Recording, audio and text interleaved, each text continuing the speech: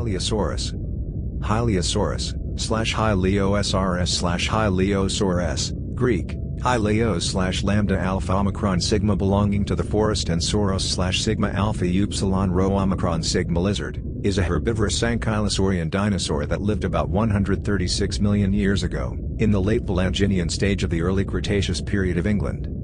Hylaeosaurus was one of the first dinosaurs to be discovered, in 1832 by Gideon Mantell. In 1842 it was one of the three dinosaurs Richard Owen based the Dinosauria on. 4 species were named in the genus, but only the type species Hylaeosaurus armatus is today considered valid. Only limited remains have been found of Hylaeosaurus and much of its anatomy is unknown. It might have been a basal nodosaurid, although a recent cladistic analysis recovers it as a basal ankylosaurid.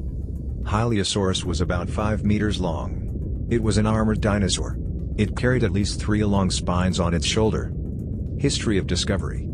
The first Hylaeosaurus fossils were discovered in West Sussex. On July 20, 1832, fossil collector Gideon Mantell wrote to Professor Benjamin Silliman that when a gunpowder explosion had demolished a quarry rock face in Tilgate Forest, several of the boulders freed showed the bones of a saurian. A local fossil dealer had assembled the about 50 pieces, described by him as a great concern of bites and bones. Having doubts about the value of the fragments, Mantell had nevertheless purchased the pieces and soon discovered they could be united into a single skeleton, partially articulated. Mantell was delighted with the find because previous specimens of Megalosaurus and Iguanodon had consisted of single bone elements. The discovery in fact represented the most complete non-avian dinosaur skeleton known at the time. He was strongly inclined to describe the find as belonging to the latter genus, but during a visit by William Clift, the curator of the Royal College of Surgeons of England Museum, and his assistant John Edward Gray, he began to doubt the identification. Clift was the first to point out that several plates and spikes were probably part of a body armor, attached to the back or sides of the rump.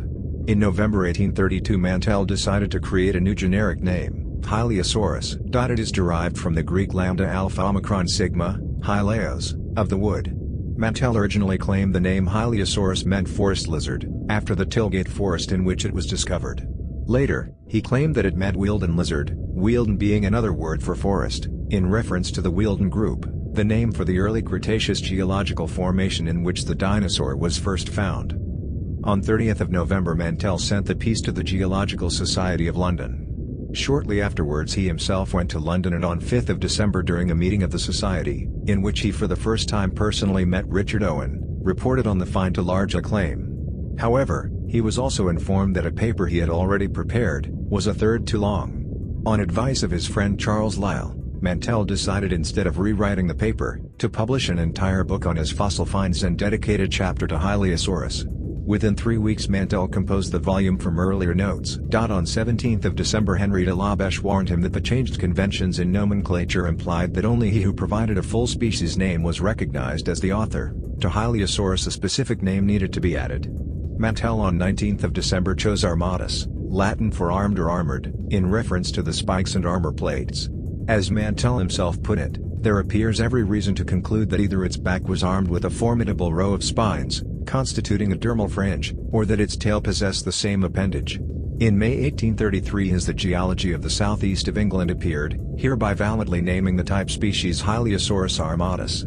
Mantell published a lithograph of his find in the Geology of the Southeast of England, and another drawing in the 4th edition of the Wonders of Geology, in 1840. Hylaeosaurus is the most obscure of the 3 animals used by Sir Richard Owen to first define the new group Dinosauria, in 1842, the other genera being Megalosaurus and Iguanodon.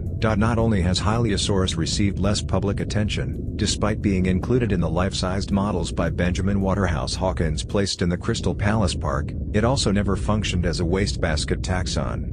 Owen in 1840 developed a new hypothesis about the spikes, noting they were asymmetrical. He correctly rejected the notion they formed a row on the back but incorrectly assumed they were gastralia or belly ribs. The original specimen, recovered by Gideon Mantell from the Tilgate Forest, was in 1838 acquired by the Natural History Museum of London. It has the inventory number NMC 3775, earlier BMNHR 3775. It was found in a layer of the Tunbridge Well sand formation dating from the Valanginian, about 137 million years old. This holotype is the best specimen and is composed of the front end of a skeleton minus most of the head and the forelimbs, though only the parts on the face of the stone block are easily studied. The block measures about 135 by 75 centimeters. The holotype consists of the rear of the skull and perhaps lower jaws, 10 vertebrae, both scapulae, both coracoids and several spikes and armor plates. The skeleton is viewed from below.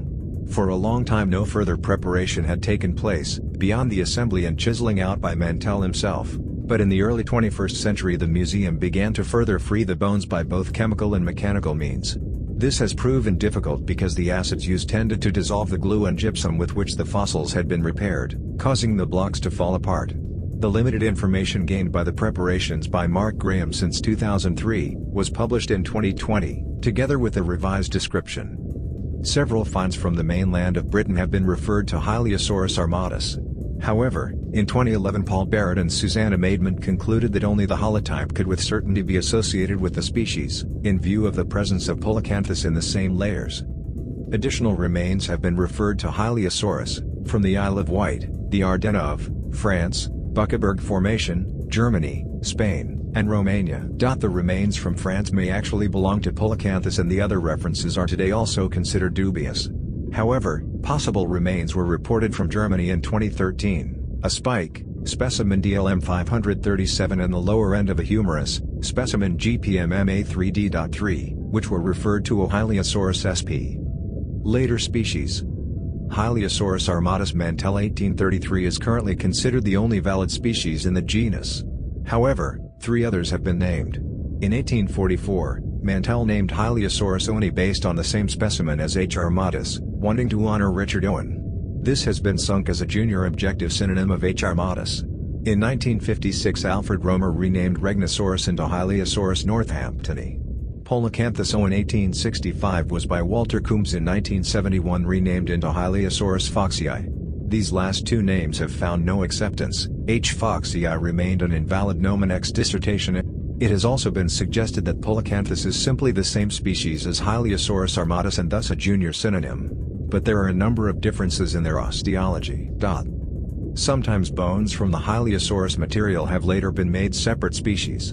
In 1928 Franz Nobke made specimen BMNH 2584, a left scapula referred by Mantell to H. armatus, part of the type material of Polacanthoids ponderosus. Though in 1978 synonymized with Hylaeosaurus, Polacanthoids is today considered a nomen dubium, an indeterminate member of the Thyreophora. Description: Gideon Mantell originally estimated that Hylaeosaurus was about 7.6 meters, 25 feet, long, or about half the size of the other 2 original dinosaurs, Iguanodon and Megalosaurus. At the time, he modeled the animal after a modern lizard. Modern estimates range up to 6 meters, 20 feet, in length. Gregory S. Paul in 2010 estimated the length at 5 meters, 16 feet, the weight at 2 tons, 2.0 long tons, 2.2 short tons. Some estimates are considerably lower. In 2001 Darren Nishie gave a length of 3 to 4 meters, 9.8 to 13.1 feet. Many details about the build of Hylaeosaurus are unknown, especially if the material is strictly limited to the holotype. Maidment gave 2 autapomorphies, unique derived traits. The scapula did not fuse with the coracoid, even when the animal was of a considerable size. There were 3 long spines on its shoulder. Even these traits are not very distinctive. Mantell and Owen had attributed the lack of fusion to ontogeny and the total number of spines cannot be observed. Hylaeosaurus is often styled as a fairly typical nodosaur, with rows of armor plating on the back and tail combined with a relatively long head, equipped with a beak used to crop low-lying vegetation. In 2001 the skull and lower jaws remains were described by Kenneth Carpenter. The damaged and shifted skull elements provided little information. The quadrante is laterally bowed. The quadratigigle has a high attachment point on the shaft of the quadrant. A triangular postorbital horn was present. In 2020, it was concluded that the presumed quadrant was in fact the eugle. Several distinguishing traits were established in 2020. On the shoulder blade, there is a sharp angle of 120 degrees between the acromion and the proximal plate. The acromial process is shelf-shaped instead of thumb-like or folded, from a point positioned at a third from the top edge projecting obliquely to below and sideways instead of strictly laterally.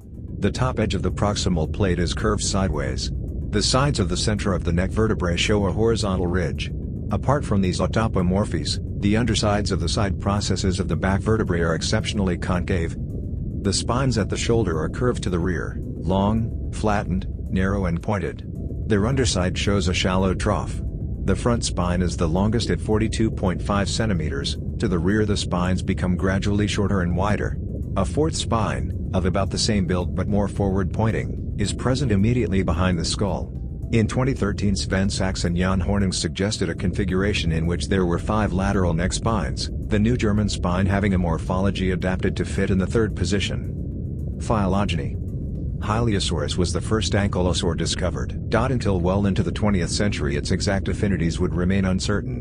In 1978 Coombs assigned it to the Nodosauridae within the Ankylosauria.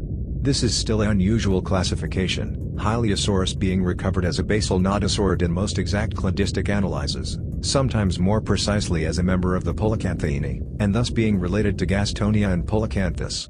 However, in the 1990s, the Polycanthines were sometimes seen as basal ankylosaurids, because they were mistakenly believed to have small tail clubs.